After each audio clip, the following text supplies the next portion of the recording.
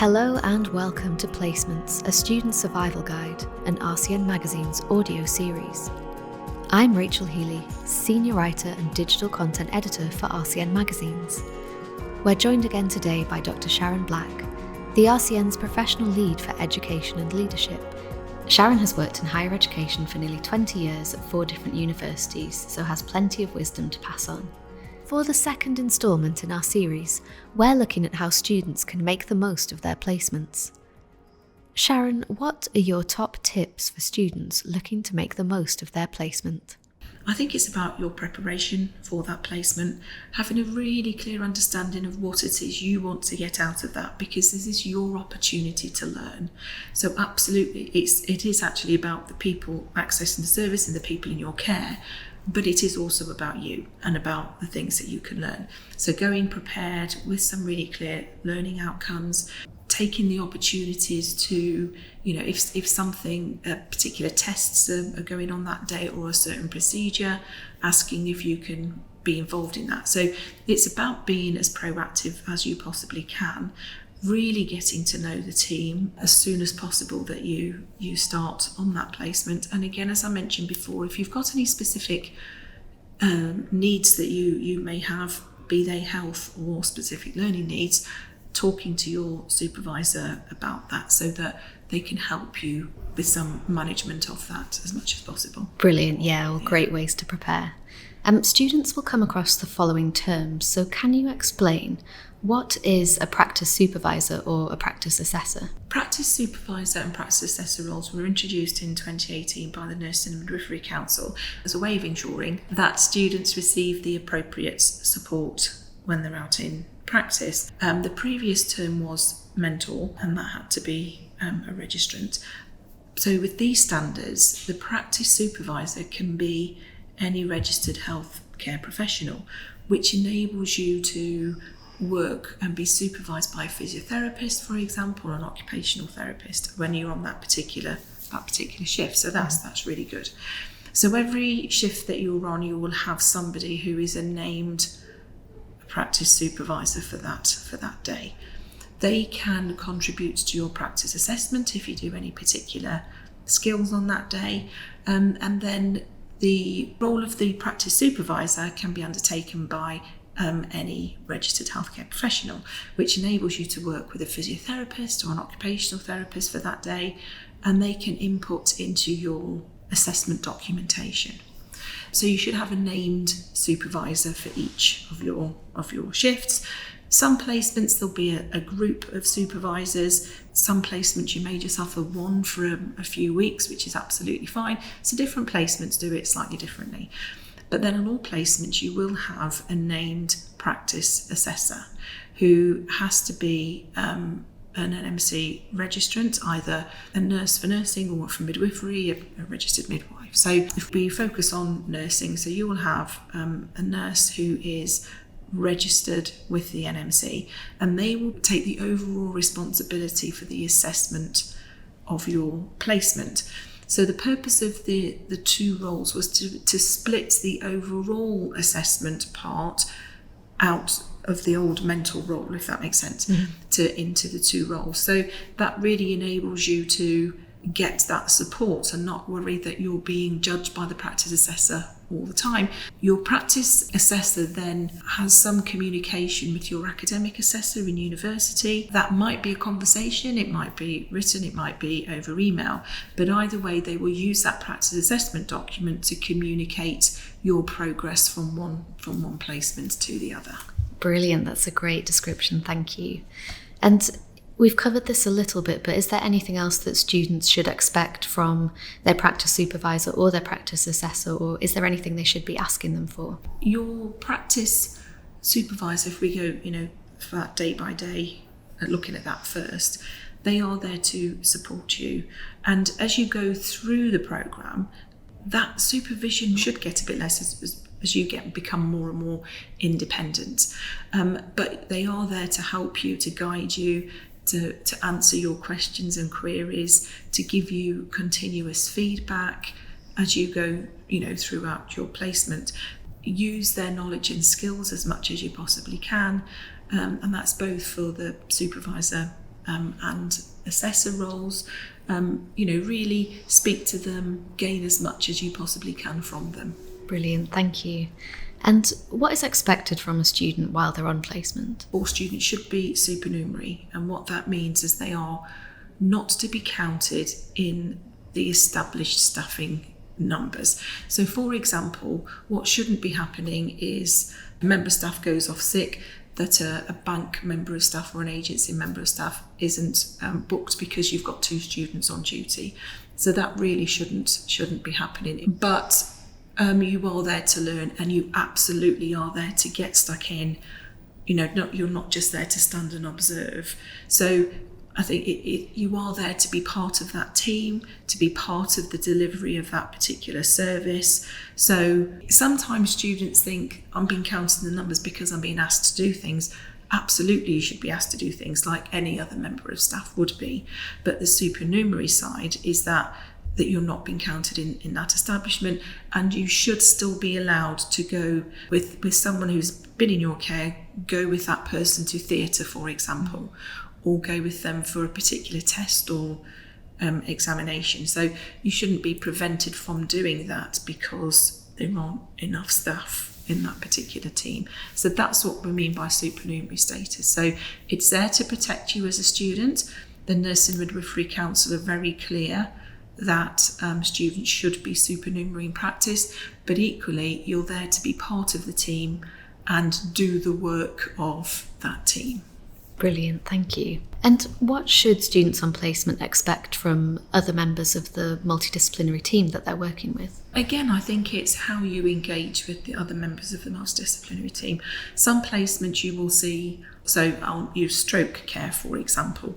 So you'll see speech and language therapists, physiotherapists, occupational therapists, social workers, a whole range of, as well as doctors and nurse associates, a whole range of different staff. I think it's for you to, as a student, to really look at how you can engage with them and maybe arrange working with them for a day.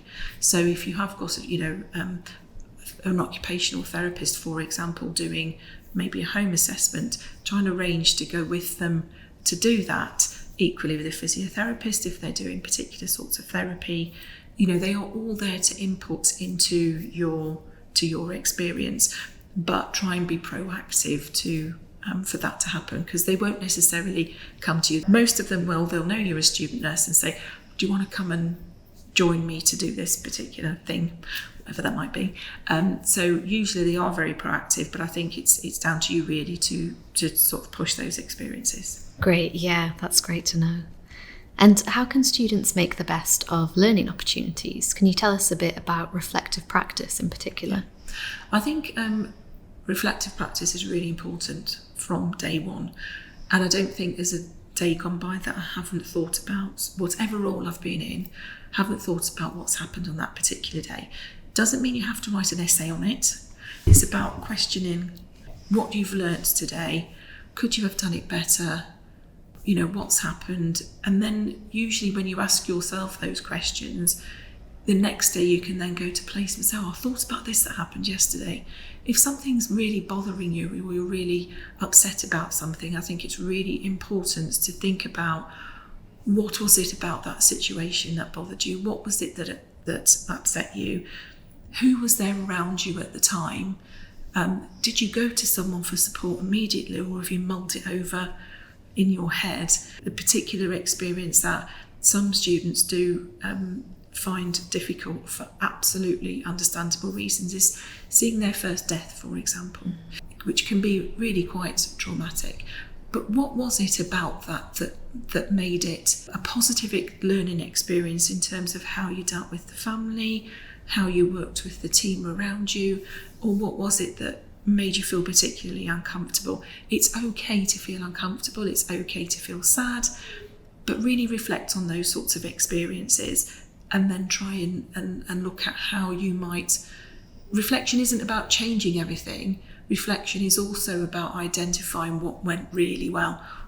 Why did my shift go so well today? What was it about the team and maybe the team manager or whoever was in charge on that day that made that shift go so well, despite the fact we were really busy? So really reflect on those positive experiences and question, no, don't just say this went really well, why did it? And then learn from that going forward. So I think reflective practice is so important. Yeah, great point, thank you. And can you offer any advice on asking for and receiving feedback during placements? Yeah. Feedback is one of the best ways that we can learn. I think though sometimes not everybody is comfortable giving feedback, and certainly not everyone is comfortable receiving that feedback. So I think in terms of if there's somebody you want feedback from, so if we look at your practice supervisor or your practice assessor, those two roles, saying to them, opening that conversation, look, I really want to make sure I get plenty of feedback. So if there's something I'm not doing particularly well, I'd really welcome that feedback because I want to improve. So I think the first thing to do is to open that dialogue so everyone knows I'm okay about receiving feedback. But equally, it's good for that person to open that as well and say, yeah, I'd quite like feedback about my role as a practice supervisor, or if you see anything that you think we need feedback on, please do that. We need to develop more into learning from each other, about each other, with each other. I think that's so important. So opening those conversations, but also when you get the feedback, it's not only what went right or wrong. Okay, so what can I now do differently, or what should I keep doing to ensure that I continue to do well in the future? And really try and get used to getting feedback right from the beginning. You might not always think I've worked so hard today and I don't feel like I'm getting anything right. And that might not be the case. It just might be that no one's just had the opportunity to say to you, do you know what, you did great today. And sometimes that's all it needs. But definitely opening that conversation, giving someone permission to give you the feedback, welcome that feedback and turn it into that learning opportunity. Yeah, that sounds really valuable, thank you. And we've spoken a lot about what will happen in the workplace, but what support can students expect from their university while on placements? Universities are there to support you.